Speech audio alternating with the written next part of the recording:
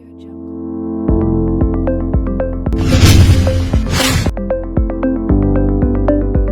Sophia Alhambra, chairperson of the UP College of Fine Arts Student Council, member of Allied Seating Fine Arts, and also part of the Rise for Education Alliance and UP Rises Against Tyranny and Dictatorship. So I chose UP because as an arts institution, it has always battled the certain conventions of art, which is colonial, bourgeois, and capitalist in orientation.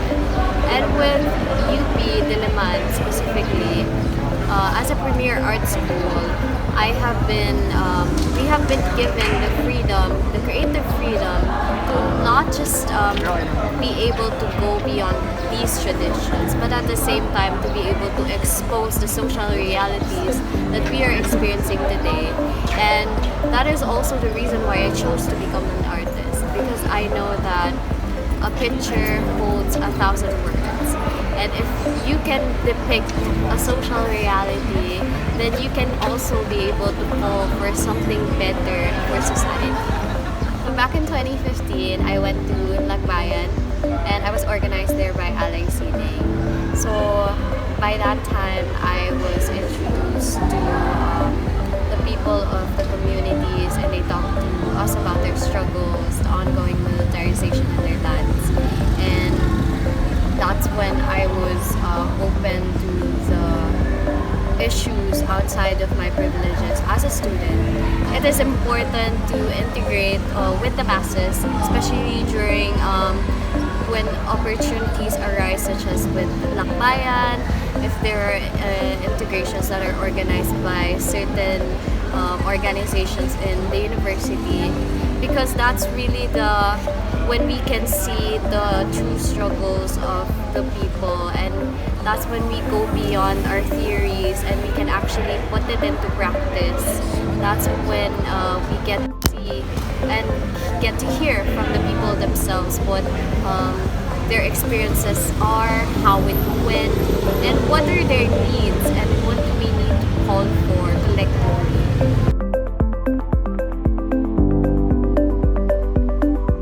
Aside from the numerous national issues that we are experiencing, definitely a pressing issue for us as the youth would be our problems in education. As we know, there's still that commercialized, colonial, and fascist orientation of education that is quite persistent in the Philippines. And what we really want here is to introduce a different type of orientation that would really benefit the people in the future. There's also the ongoing threats and threats against student leaders and progressive groups that have been going on for the longest time. There's also red tagging from the universities, red tagging of the universities and different institutions that are illegal and have been vocally calling out for their demands in certain issues.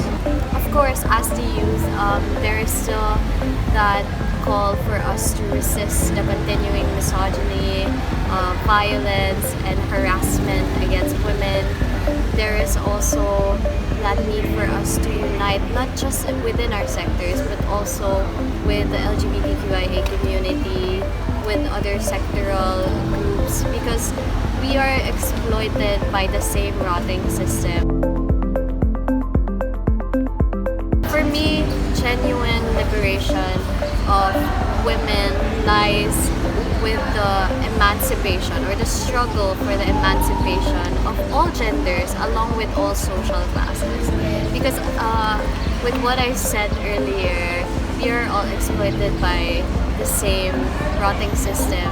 And if we don't dismantle it collectively, we will never experience emancipation, not just for us as women, but for other people as well. We should also be an agent of change in being a counterculture to that notion that women should always be in the confines of their homes.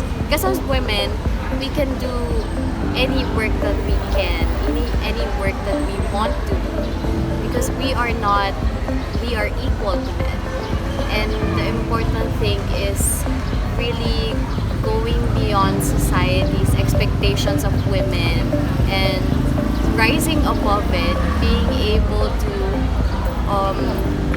have a great career despite having children, and at the same time being there to fight with the struggles of the broader masses. I think that is really what's essential in our role as women today. Women in general have never lacked in the department of calling out for more or for the maximum, and calling out for ending violence, ending discrimination and harassment. I feel like now, as women, our voices are just getting stronger. We are building more unities beyond our sector, and I feel like that is the most important thing. It's calling and uniting against dismantling the system of oppressions along with other people. Today we have so much access to valuable information, and as scholars, as the youth, we should be critical of our choices as voters of the Philippines, because we should not only push for politicians who would continue their corrupt practices, but we should push for leaders that would be for the interest of the people, that will be with the people. We can see there are senatorial aspirants that are exposed for their massive blunder, just like Ivy Marcos. If we think about it, although these people are women, is that really the type of representation that we want in the government? Is that the type of government that we want to have? At the end of the day, we should choose for leaders who will be with us in our struggles, no matter if that will be for education or for women's rights.